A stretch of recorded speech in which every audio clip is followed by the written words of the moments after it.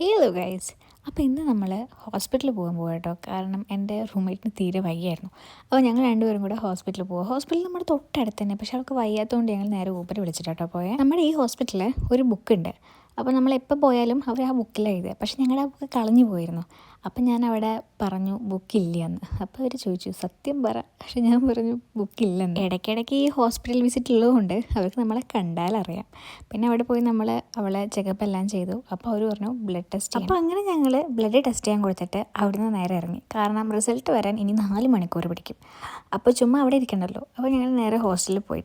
എത്രയൊക്കെ വലുതായി എന്ന് പറഞ്ഞാലും ഇപ്പോഴും വല്ല എയ്റോപ്ലെയിനോ അല്ലെങ്കിൽ ഹെലികോപ്റ്ററോ ഒക്കെ പോകുന്നത് കണ്ട ഞാനത് നോക്കി നിൽക്കും. കുറച്ച് നടന്ന് അങ്ങോട്ട് എത്തിയപ്പോൾ അവിടെ കണ്ട അതേ സംഭവം ഇപ്പുറത്ത്. നമ്മുടെ ഇവിടെ ഇടയ്ക്കിടയ്ക്ക് ഈ ഹെലികോപ്റ്റർ കാണാൻ പറ്റും കേട്ടോ. കാരണം ഇവിടെ നമ്മുടെ എയർഫോഴ്സ് അടുത്താണ്.